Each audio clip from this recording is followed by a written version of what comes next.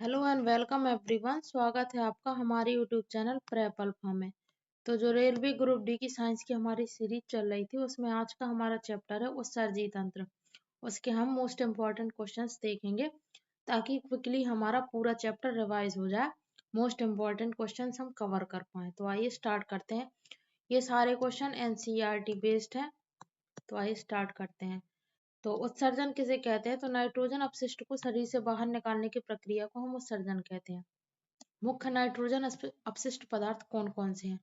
Ammonia, urea और uric अम्ल। सबसे विषाक्त उत्सर्जी उत्पाद कौन सा है? तो अमोनिया।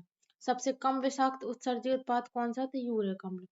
अमोनिया उत्सर्जित करने वाले जीव कौन कौन से हैं? तो सभी स्वच्छ जल जीव जो स्वच्छ जल में रहते हैं वो।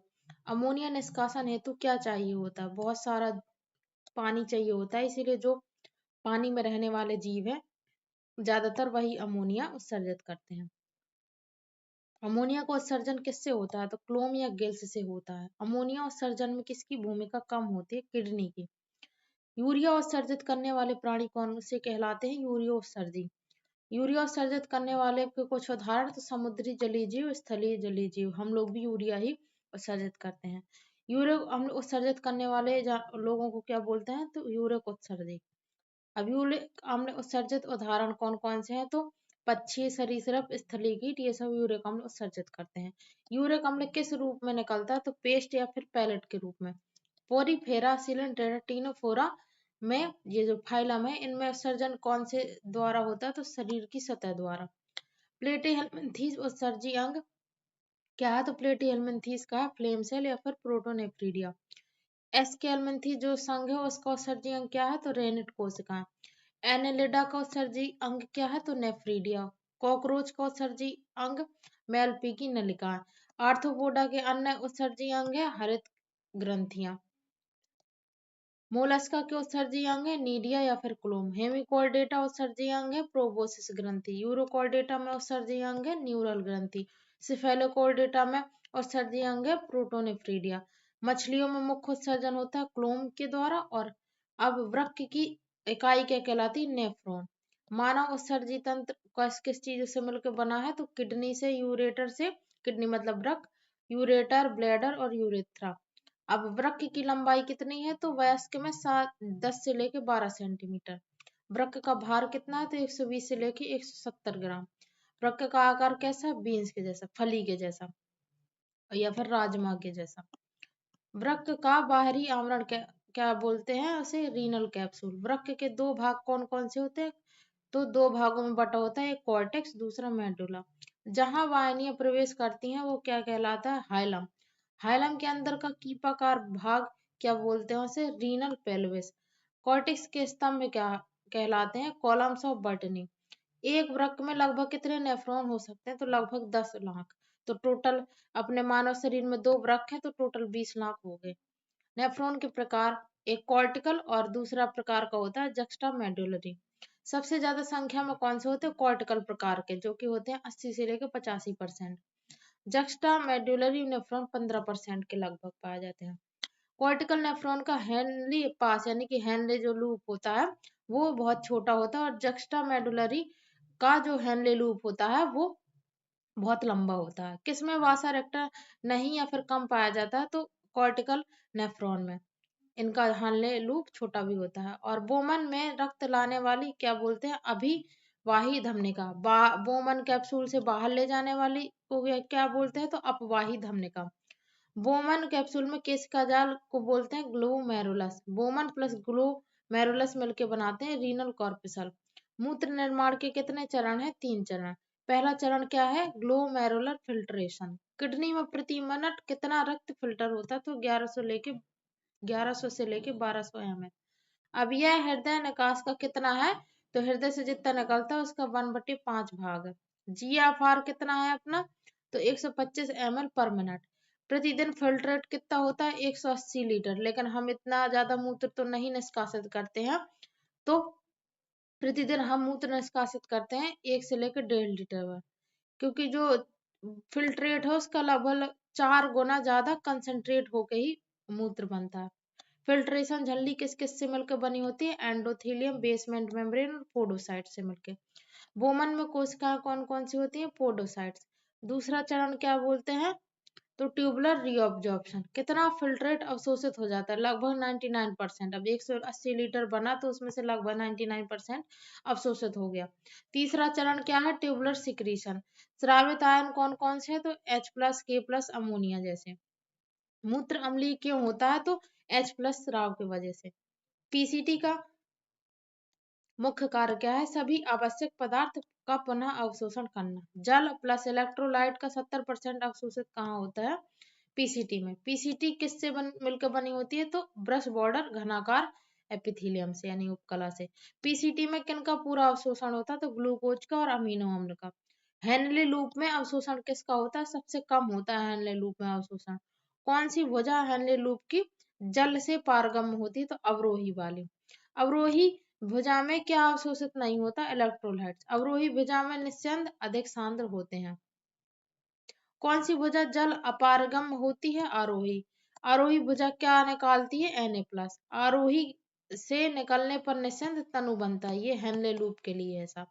डीसीटी अवशोषण परिस्थिति आधारित। डीसीटी कौन से हार्मोन नियंत्रित करती है? तो एल्डोस्टेरोन और एडीएच। एल्डोस्टेरोन अवशोषित क्या कराता है? तो Na+ और जल अवशोषित कराता है। एडीएच क्या अवशोषित कराता है? केवल जल। कलेक्टिंग डक्ट अवशोषित क्या क्या कराते हैं? तो जल और थोड़ा सा यूरिया।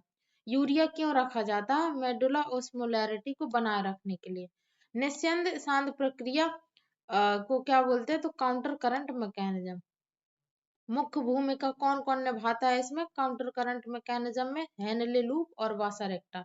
दोनों में प्रवाह विपरीत दिशा में होता है। अगर हेनले लूप यहाँ से जा रही तो वासारेक्टा यहाँ जाएगी। सांद्रीकरण कब होगा? जब शरीर में पानी की कमी होगी। कौन से नेफ्रॉन इसमें मदद करते हैं? जक्स्टा मेडुलरी नेफ्रॉन, जिनकी हेनले लूप बड़ी होती है। और अवरोही भुजा से जल कहाँ जाता है? वासारेक्टा की आरोही भुजा में।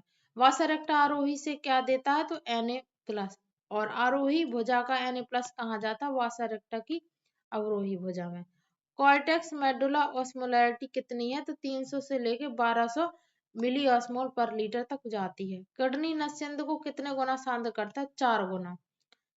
किडनी नियमन तंत्र रास कहलाता है। रास कब सक्रिय होता है? जब ब्लड प्रेशर या वॉल्यूम या फिर जीएफआर कम हो। जे जे कहाँ है? तो डीसीटी एफरेंट और इफ्रेंट पास में। जीजीए क्या स्रावित करता है? तो रेनिन नाम का एंजाइम। रेनिन किससे एंजियोटेंसिन 1 बनाता है? तो एंजियोटेंसिनोजन से। एंजियोटेंसिन 2 का कार्य क्या है? वाहिनी का संकुचन करना। एंजियोटेंसिन 2 किसे बढ़ाता है? एल्डोस्टेरोन के स्राव को। एल्डोस्टेरोन कहाँ से निकलता है? तो अर्धिवृक्क वलकुट से। एंजियोटेंसिन 2 डीसीटी में क्या अवशोषित कराता है? तो Na+ और जल। प्यास का केंद्र कहाँ है? हाइपोथैलेमस। हाइपोथैलेमस में से कौन सा हार्मोन निकलता है? तो एडीएच। एडीएच का दूसरा नाम वैसोप्रेसिन। एडीएच का मुख्य कार्य क्या है? जल अवशोषण कराना। बीपी बहुत बढ़ने पर यानी ब्लड प्रेशर जब हाई हो जाता है तो कौन सा हार्मोन निकलता है? तो एएनएफ। एएनएफ कहाँ से निकलता है? हृदय के आलिंद से। एएनएफ कैसे बीपी घटाता है? तो वैसोडायलेशन करके। प्रतिदिन यूरिया कितना उत्सर्जित होता है? तो 25 से लेकर 30 ग्राम। ये इंपॉर्टेंट है। मूत्र का पीएच कितना है? लगभग 6। हल्का सा एसिडिक होता है। मूत्र पीला क्यों होता है? यूरोक्रोम की वजह से। मूत्र त्याग कब शुरू होता है? जब ब्लैडर भर जाता है। खिंचाव कौन महसूस करता है? स्ट्रेच रिसेप्टर जो कि ब्लैडर में होते हैं। ब्लैडर की जो दीवारें होती हैं उनमें स्ट्रेच रिसेप्टर लगे होते हैं। संकेत कहाँ भेजते हैं? तो सीएनएस में, सेंट्रल नर्वस सिस्टम में। मूत्र त्याग में ब्लैडर की मांसपेशी संकुचित होती है। मूत्र मार्ग में शिथिलन होता है। उत्सर्जन में अन्य अंग कौन कौन से भाग लेते हैं? फेफड़े, त्वचा, यकृत। फेफड़ों से CO2 प्रति मिनट कितना निकलता है? तो 200 ml। त्वचा की ग्रंथियां स्वेद व सेबेसियस प्रकार की होती हैं। स्वेद का कार्य क्या है? तो ताप नियमन या फिर ठंडक प्रदान करना, पसीने का काम। सेबेसियस स्राव क्या है? सीबम। सीबम का कार्य क्या होता है? तो त्वचा की सुरक्षा करना। पित्त रस में क्या होता है? उत्सर्जी वर्णक। पित्त के वर्णक कौन से हैं? Bilirubin, biliverdin. यकृत में रक्त में यूरिया वृद्धि को क्या बोलते हैं? यूरेमिया। यूरेमिया का उपचार कैसे किया जाता है? हीमोडायलिसिस से। हीमोडायलिसिस का अन्य नाम क्या है? Artificial kidney. डायलिसिस में रक्त किस झिल्ली से डालते हैं? तो सेलोफेन से।